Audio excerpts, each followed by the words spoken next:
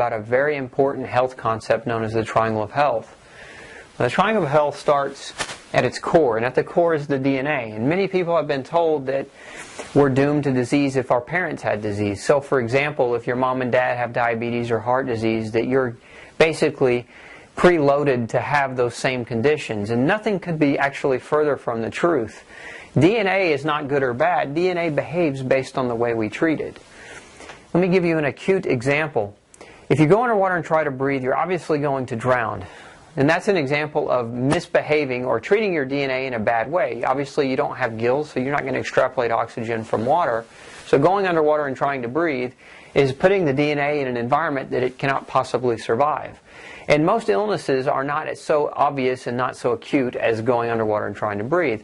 Most of our chronic illnesses, heart disease and cancer and diabetes and osteoporosis, are influenced by choices that we make on a daily basis. And those choices build over time, either in a good or a bad way. So if we're making a lot of bad choices over a 10 or 15 or 20 year period of time, those bad choices perpetually influence the DNA.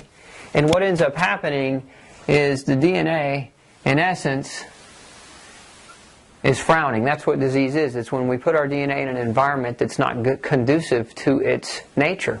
So there are three sides to this triangle of health, and these three sides represent the different environmental influences that we have control over, that we can choose, right, that influence our DNA in either a good or a bad way. Because at the end of the day, what we'd ideally like is we don't want our DNA to be sick, we want our DNA to be happy. And that's what health is when our DNA is being bathed in an environment that's conducive to good health. So that's different for different people. Let's talk about the environmental influences that affect our DNA in a good or a bad way. The first is the mental component. Now, mental is mindset, right? It's optimism, pessimism, it's mind over matter. Mental has a lot to do with the environment that you put yourself in. If you've ever heard your parents say you are who you hang out with, that's a very true mental statement. If you put yourself and surround yourself with negative energy, with negative people, with a boss that is always yelling at you, or in a job that you can't stand or that you don't like, those are examples of putting yourself in a mental environment that's not going to be conducive to your good health. Somebody who's in an abusive relationship, somebody who lacks spirituality or doesn't know how to connect with that mental component. Those are areas, those are issues that we have a large degree of control over. We get to choose what we do for a living. We get to choose who we want to hang out with. We get to pick our partners in life. So all those play a role in mental health, and mental health, of course, influences DNA. Again, good or bad, either way. And so we want to be cognizant that we have choices to make here. You can wake up today and choose to have a good day. You can wake up today and choose to have a bad day. And that mind over matter is very, very important because it influences our DNA. Physical has to do, there's an old saying in medicine, square tires don't roll. And what that means and what that has to do with is structure or shape dictates function. In essence, the shape of something will dictate how it works. So I'm going to give you a couple examples of how physical components can impact the DNA in a good or bad way. The first example is somebody who doesn't exercise and gains a bunch of weight, right? So it's not that not exercising today or tomorrow is going to lead to a bunch of weight gain, but if we make the conscientious choice, because these are choices, to not exercise, to not take care of our human frame, then what ends up happening is over years we can end up gaining weight. Now that excessive weight gain can lead to excessive pressure on the heart, can lead to excessive pressure on the joints, right? And so the physical problem, which is excessive weight, can create, again, joint pain, joint arthritis, can put us in a state where our heart has to work harder to get just as much oxygen, just as much nutrient delivery to our tissues. And so by making the choice not to exercise, we're actually making the choice to affect our DNA in a negative way through physical means. Another example here would be scoliosis. Oftentimes, patients with scoliotic curves, big S-shaped curves in their spine, that causes compression of nerves, it can cause compression of lung fields, and so it can start to affect the way the human body is supposed to work. So that's a more obvious example of physical. Less obvious is gaining weight, and primarily because weight gain doesn't occur overnight, it occurs over a number of years of bad choices. And if you think about it, the term chronic degenerative disease, heart disease, cancer, diabetes, osteoporosis, They're chronic degenerative because a person starts to deteriorate and degenerate over time. So the more bad choices we make, again, over time, the more we influence DNA in such a way that it's going to frown down on us.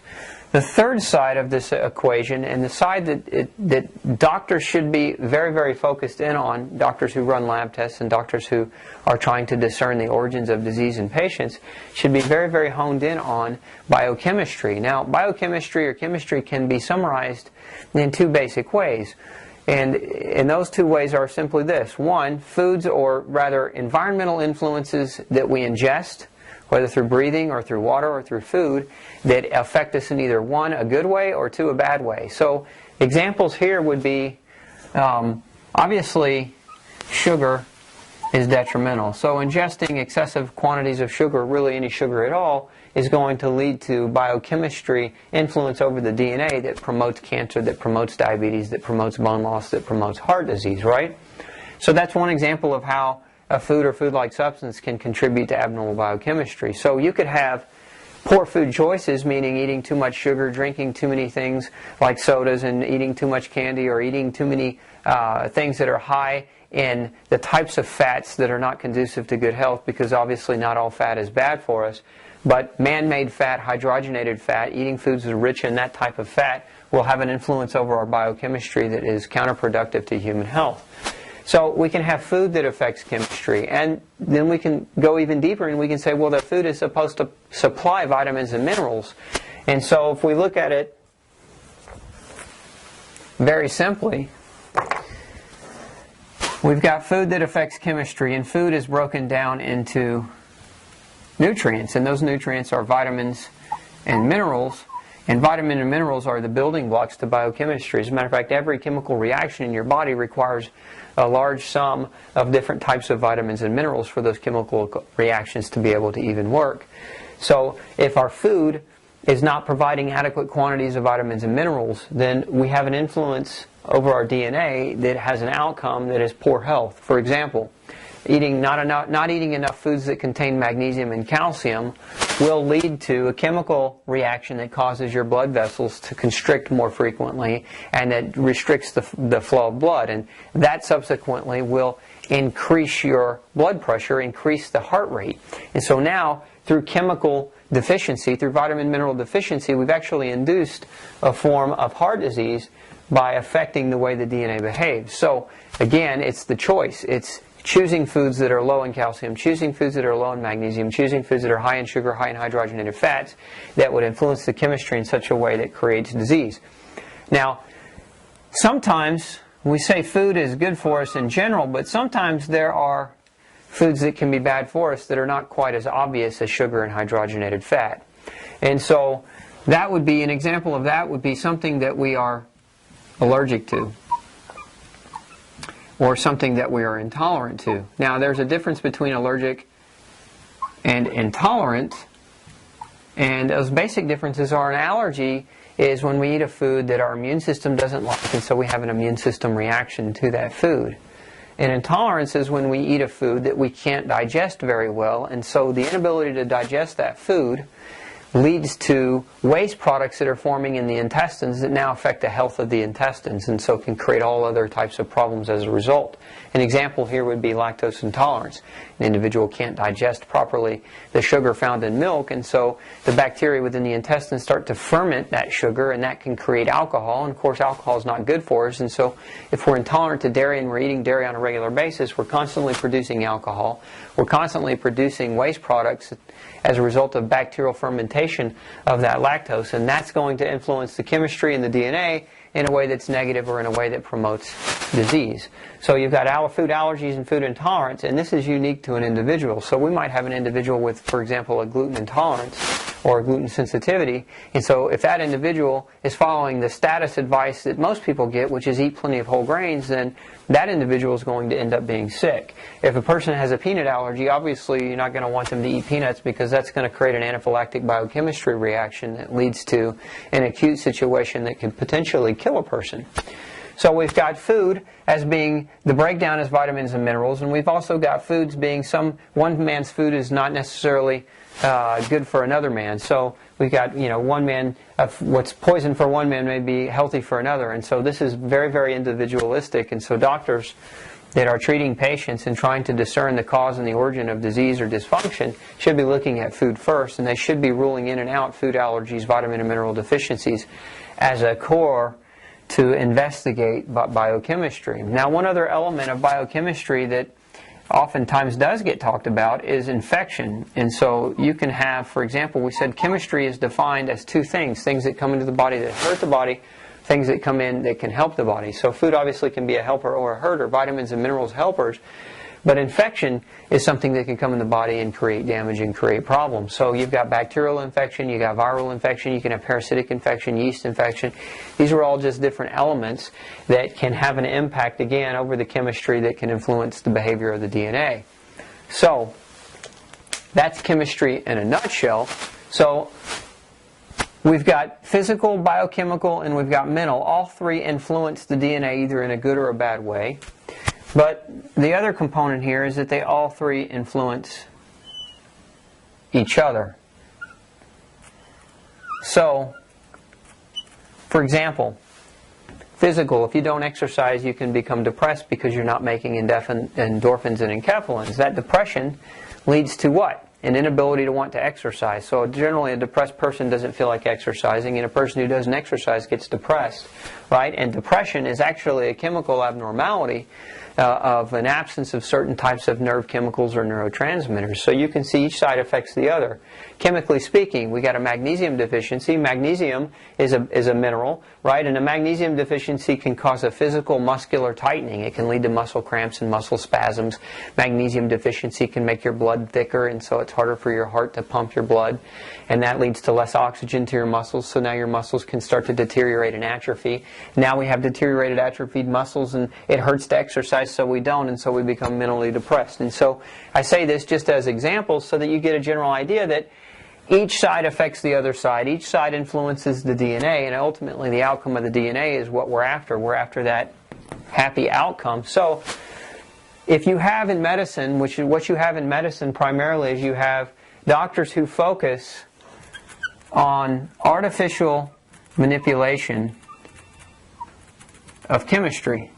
And so what we're saying here is that you go see a doctor, you generally have some type of health complaint. Doctor runs a few tests, says you have X, Y, or Z disease, right? And so in this example, let's just say doctor runs some tests, your cholesterol is high, says you have high cholesterol, you're at an increased risk for heart disease. So what does he do? Instead of trying to decide where the high cholesterol is coming from, he prescribes an artificial medication or a synthetic drug whose job it is to artificially manipulate your chemistry to bring your cholesterol levels down to normal without discerning why the cholesterol levels are high in the first place.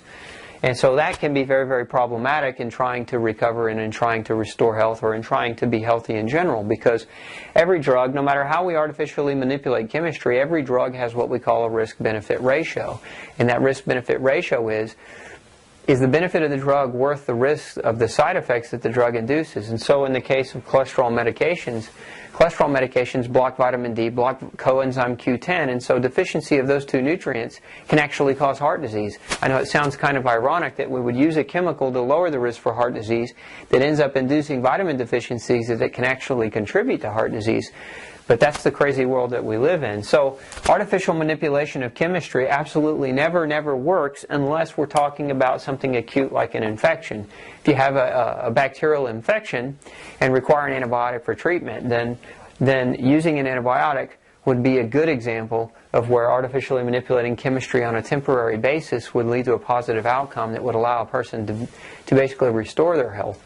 But using an artificial chemical or an artificial drug to manipulate chemistry for a lifetime, in essence, most of the time when a person goes in to see the doctor, they're told you have X, Y, or Z problem, you have to take this drug for the rest of your life. That's not a solution. That's a covering of symptoms without discerning the origin of disease. So I hope you learned a little bit about what you want to look for in a physician and what you want to look for in terms of trying to regulate and dictate your own health and take control of your own health. And so understanding this diagram, understanding the triangle of health, understanding how your choices in the environment influence your DNA, and so your outcome can be healthy or your outcome can be sick, and now you're empowered to be able to make choices.